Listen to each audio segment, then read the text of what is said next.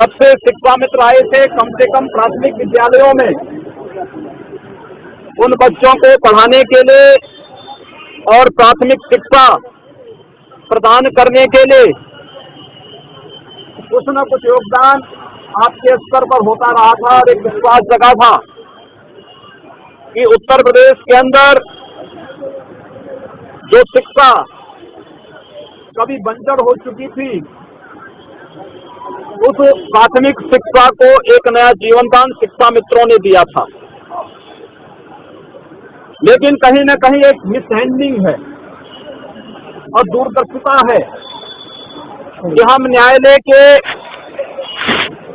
उन कार्यों दांव पेचों को समझ नहीं सके और केवल उतावलेपन में जब भी कोई निर्णय होते हैं उसका शिकार आम जनमानस को ऐसे ही होना पड़ता है जैसे अभी हाई कोर्ट के निर्णय पर हुआ।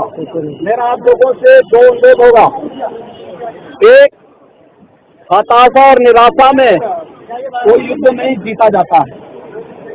अपनी हताशा से उभरिए, निराशा से उभर करके हम सबको इस लड़ाई को जीतने की एक नई कार्रवाई प्रारंभ करनी होगी। और मैं विश्वास के साथ कह सकता हूँ, ये प्रश्न केवल एक व्यक्ति का नहीं, ये केवल शिक्षा मित्रों का नहीं, बल्कि उत्तर प्रदेश की प्राथमिक शिक्षा का है।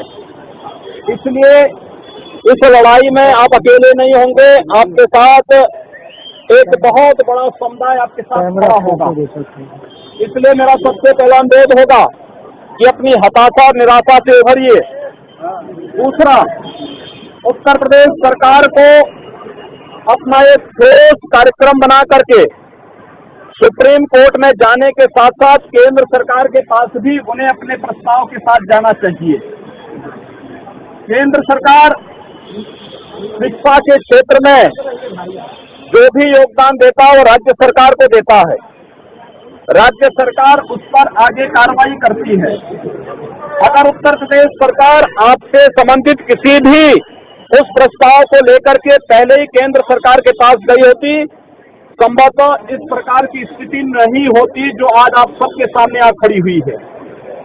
हमको यहाँ पर किसी पार्टी का नहीं, बल्कि शिक्षा के बारे में सोचना है। हमें प्रदेश के लगभग 2.25 लाख उन शिक्षा मित्रों के भविष्य के बारे में सोचना है, उनके परिवारों के बारे में सोचना है।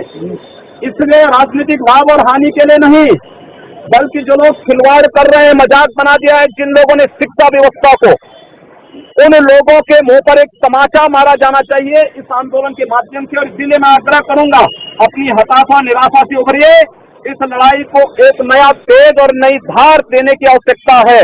जो भी इस लड़ाई को फिर दबाने का प्रयास करेगा वह उससे कुचल, उस आंदोलन से कुचल दिया जाएगा। इस आह्वान के साथ हमें इस लड़ाई को आगे बढ़ाने की आवश्यकता है।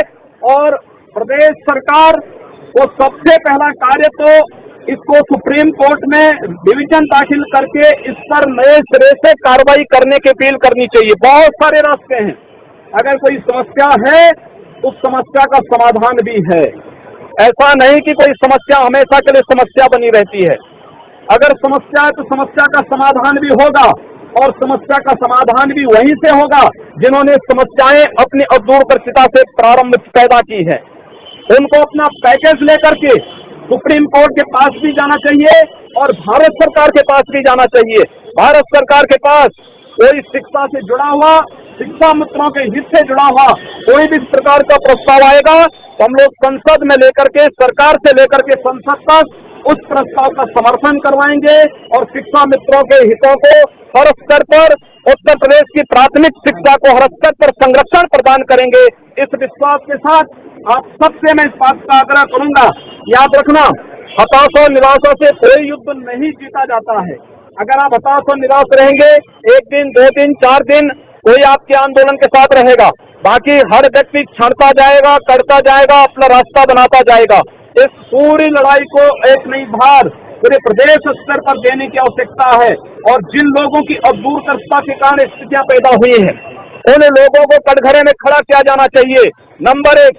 और दूसरा, इस बात के लिए प्रदेश के मुख्यमंत्री से इस बात के लिए साफ कहा जाना चाहिए कि कोई शिक्षा मित्र आत्महत्या कर रहा है, उसके परिवार को 5 लाख की घोषणा करने की बजाय उत्तर प्रदेश के 2.25 लाख शिक्षा मित्रों के बारे में कोई ठोस पैकेज की घोषणा वो करें पहले, तब जाकर के आगे बात हो सकती है। केवल राजनीतिक भाषणों से, घोषणाओं से कार्य नहीं चलने वाला है।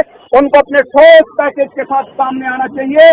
और मैं आपको विश्वास के साथ कह सकता हूं, ये समस्या नहीं रहेगी, बशर्ते हम लोग ईमानदारी से शिक्षा के हित में, शिक्षा मित्रों के हित में अगर इस लड़ाई को लड़ना चाहेंगे। मैं एक बार पुनः आप सबको इस बात के लिए आश्वस्त करता हूं, उत्तर प्रदेश सरकार अपने पूरे प्रस्ताव के साथ पहले सुप्रीम कोर्ट में जाए, रिवीजन दाखिल करें। सुप्रीम कोर्ट से कुछ तो राहत मिलेगी। अगर वहां से राहत नहीं मिलती है, वहां अपने प्रस्ताव के साथ केंद्र सरकार के पास आए और केंद्र सरकार से पुनः हम भी आग्रह करेंगे, संसद में अगर इस प्रकार का प्रस्ताव आता है, हम लोग संसद में उस प्रस्ताव का समर्थन करवा करके जो उत्तर प्रदेश की प्राथमिक शिक्षा के साथ साथ शिक्षा मित्रों के हितों में होगा, उस प्रकार का संशोधन उसमें करवाने का पूरा प्रयास करेंगे। आप सबके इस आंदोलन